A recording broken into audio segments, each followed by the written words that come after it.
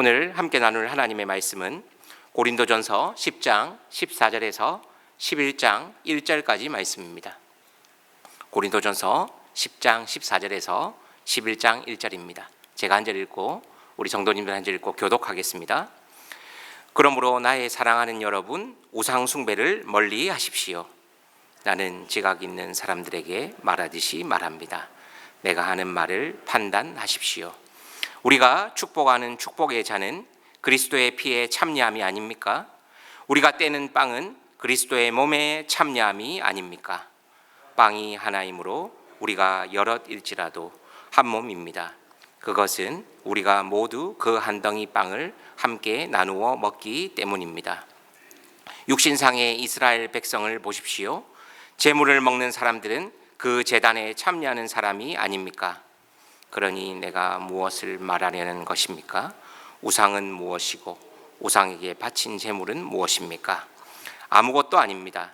이방 사람들이 바치는 제물은 귀신에게 바치는 것이지 하나님께 바치는 것이 아닙니다.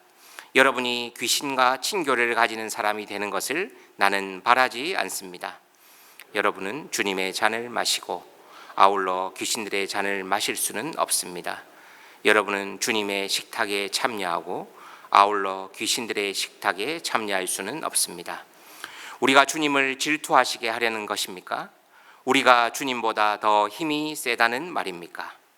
모든 것이 다 허용된다고 사람들은 말하지만 모든 것이 다 유익한 것은 아닙니다.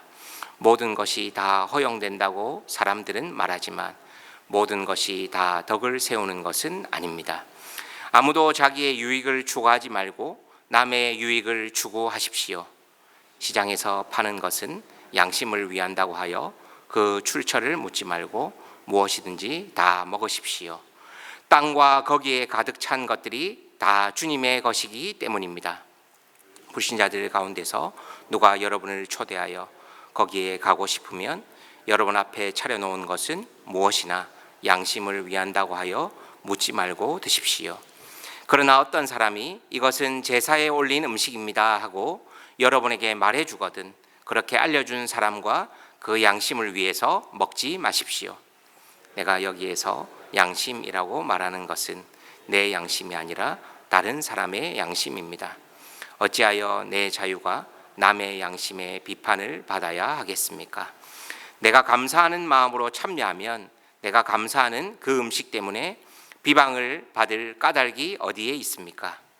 그러므로 여러분은 먹든지 마시든지 무슨 일을 하든지 모든 것을 하나님의 영광을 위하여 하십시오. 여러분은 유대 사람에게도 그리스 사람에게도 하나님의 교회에도 걸림돌이 되지 마십시오. 나도 모든 일을 모든 사람의 마음에 들게 하려고 애씁니다. 그것은 내가 내 이로움을 구하지 않고 많은 사람의 이로움을 추구하여 그들이 구원을 받게 하려는 것입니다. 함께 읽겠습니다. 내가 그리스도를 본받는 사람인 것과 같이 여러분은 나를 본받는 사람이 되십시오. 아멘.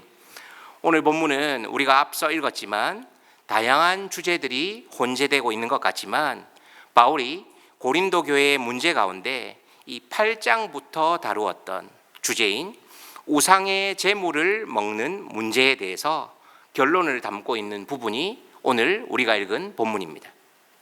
또한 바울이 고백하는 이 자유의 원칙, 즉 타인의 유익을 위하고 영혼을 세우는 것에 대한 내용을 오늘 본문에서 담고 있습니다.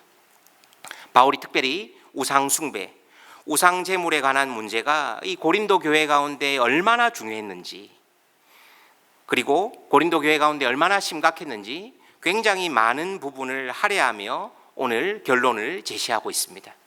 팀 켈러 목사님은 말합니다. 우상 숭배는 하나님보다 더 중요한 것, 당신의 마음과 마음을 하나님보다 더 사로잡는 것, 하나님만이 주실 수 있는 것을 그것으로부터 얻으려고 하는 것, 이것이 우상 숭배다라고 했습니다. 즉 오직 하나님만이 내 삶의 진정한 안전지대이자 가치 기준이 될 때 우리는 비로소 세상의 좋은 것들, 성공, 명예, 자녀가 무엇이 될 수 있습니까? 우상 숭배로 대체되지 않을 수 있다라고 했습니다. 즉 내가 무엇을 우상 숭배를 하지 않아야지가 아니라 킹켈러 목사님은 하나님으로 예수 그리스도로 그 우상 숭배의 자리가 대체될 때 우리는 우상 숭배하지 않을 수 있다라고 했습니다. 어제 본문 7절에 보면 그들 가운데 얼마는 우상을 숭배했습니다. 성경에 기록하기를 백성들이 앉아서 먹고 마셨으며 일어나서 춤을 추었다 하였습니다. 여러분은 그들과 같이 우상 숭배자가 되어서는 안 됩니다 라고 바울이 이야기합니다. 이스라엘 백성들이 우상을 숭배함으로 인해 멸망했던 것을 예로 들면서 이제는 고린도 교회 가운데 그 예를 직접 이야기함으로 우상 숭배를 피하라고 가르칩니다. 당시에 고린도 교회의 성도들 가운데 지식이 있다고 자부하는 사람들은 이렇게 생각했습니다. 우상은 아무것도 아니기 때문에 신전 축제나 제사에 참여해 음식을 먹어도 상관이 없다, 내 양심에 거리낌이 없다라고 지식이 있다고 자부하는 사람들이 그렇게 생각했습니다. 그런데 바울은 단호하게 이야기합니다. 멀리 하라고 명령하는 것입니다. 개역개정 성경에는 이러한 것들을 피하라고 합니다.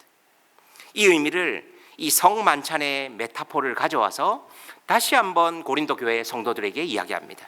바울은 그리스도인의 성찬식을 예로 들면서 우상의 제물을 왜 멀리해야 하는지 하나씩 반박해 나갑니다. 우리가 성찬의 잔과 떡을 나누는 것은 그리스도의 피와 몸에 참여하는 것입니다. 여기서 조금 다른 얘기지만요, 우리는 칼빈의 주장을 고백하는데요, 칼빈은 우리가 성만찬에 참여할 때 예수 그리스도께서 영적으로 임재한다라고 고백합니다. 그래서 우리는 영적 임재설을 따릅니다. 가톨릭은 몸으로 피로 완전히 변한다라고 해서 여러분 한 번쯤 들어보셨을 건데요, 화채설이라고 합니다.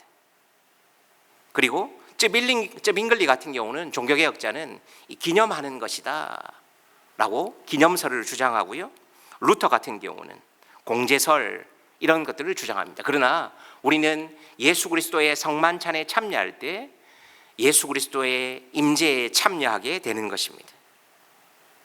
그리스도의 몸은 하늘에 계시지만 성령의 권능을 통해 성도가 믿음으로 그리스도의 살과 피의 능력에 참되게 참여하여 생명을 공급받는다고 우리는 고백합니다. 그러니까 바울이 성만찬을 예로 든 이유는 제사 음식을 먹는 행위는 단순한 식사나 기념이 아니라 그 제사의 대상과 영적으로 연합하는 행위가 되기에 멀리하라, 단호하게 피하라 라고 이야기하는 것입니다. 그리고 이어서 그리스도인의 자유와 타인의 유익에 대해 바울은 계속해서 서신을 이어나갑니다. 23절과 24절을 보십시오. 모든 것이 다 허용된다고 사람들은 말하지만 모든 것이 다 유익한 것은 아닙니다. 모든 것이 다 허용된다고 사람들은 말하지만 모든 것이 다 덕을 세우는 것은 아닙니다. 아무도 자기의 유익을 추구하지 말고 남의 유익을 추구하십시오. 바울이 말한 대전제는 무엇입니까? 모든 것이 다 허용된다라는 것입니다. 모든 것이 다 가하지만 모든 것이 다 유익하지는 않다라는 것입니다. 중요한 것은 타인의 유익을 추구하는 것이 성도가 추구해야 할 삶의 태도이자 방식이라는 것입니다. 저는 지난 교회에서 우리 사랑하는 성도님들에게, 청년들에게 그렇게 고백했습니다. 그것이 우리의 신앙의 윤리의 모든 기준은 아니지만 저는 술 마시고 하나님 앞에 설교단 위에 설 자신 없습니다. 담배를 피우면서 신방할 자신 없습니다. 그렇기에 적어도 능력 있는 목사는 못 되지만 윤리적으로 부끄럽지 않은 목사는 될게 라고 우리 사랑하는 청년들과 성도님들과 함께 고백했습니다. 물론 그것이 구원의 조건이라든지 우리가 그리스도인으로 살아가는 구분의 기준점은 되지 않을 수 있습니다. 그러나 오늘 바울이 이야기한 것처럼 양심의 거리낌 없이 모든 것이 다 가할 수 있습니다. 그렇다고 해서 모든 것이 다 유익한 것은 아닙니다. 그러면서 바울은 두 가지를 다시 예로 듭니다. 먼저는 시장에서 파는 고기에 대한 문제입니다. 당시에 유통되던 대부분의 고기는 신전 제사에 바쳐졌던 것입니다. 바울은 시장에서 파는 것은 양심을 위해 묻지 말고 먹으십시오 라고 대전제를 이야기합니다. 그리고 시편 24편 1절의 내용을 인용하며 땅과 거기 충만한 것은 다 주님의 것이기 때문입니다. 즉 음식 자체에 죄가 깃든 것은 아니기 때문이다 라고 먹으십시오 라고 먼저는 이야기합니다. 그런데 이어서 다른 예를 한 가지 더 이어갑니다. 27절에서 30절을 보십시오. 불신자가 초대한 식사 자리에서 주는 음식은 그냥 먹어도 됩니다. 이것이 바울이 말한 대전제입니다. 그런데 만약 곁에 있던 다른 사람, 즉 예를 들면 믿음이 약한 그리스도인 등이 함께 밥을 먹고 있었다고 예를 듭시다. 이것은 제물입니다. 신전에서 가져온 제물입니다 라고 말한다면 그 말한 사람과 그의 신앙을 위해 먹지 말라라고 이야기합니다. 바울이 이야기한 중요한 것은 여기서 내 자유가 제한받는 것은 내 양심이 거리껴서가 아니라 모든 것은 가하지만 믿음이 약하거나 신앙의 잣대로 보는 우상의 제물이라고 말하는 그 사람의 양심이 실족하지 않기 위해 절제하고 먹지 말라는 것입니다. 바울은 철저하게 타인의 유익, 영혼을 세우는 것에 모든 것을 기준으로 삼았던 사람임을 우리는 알 수 있습니다. 그리고 마지막 결론입니다. 31절을 제가 읽어드리겠습니다. 그러므로 여러분은 먹든지 마시든지 무슨 일을 하든지 모든 것을 하나님의 영광을 위해 하십시오. 솔리데오 글로리아. 우리의 삶의 모든 행위와 우리의 삶의 모든 인격은 하나님의 영광을 위한 일에 드러나야 합니다. 정치가, 문화가, 경제가, 돈이, 교육이 하나님보다 우선되어 있다면 철저하게 그 자리에 하나님이 아니라 다른 것으로 대체된 것입니다. 그리고 바울은 이야기합니다. 11장 1절입니다. 내가 그리스도를 본받는 사람인 것과 같이 여러분은 나를 본받는 사람이 되십시오. 여기서 바울의 교만이나 자랑이 아닙니다. 바울이 이렇게 고백할 수 있었던 것은 바로 자신 안에 있는 보배 예수 그리스도가 있었기 때문입니다. 바울은 자신의 행위나 업적을 본받으라는 것이 아닙니다. 예수 그리스도를 본받아 자신의 권리를 포기하는 삶의 방식을 본받으라는 것입니다.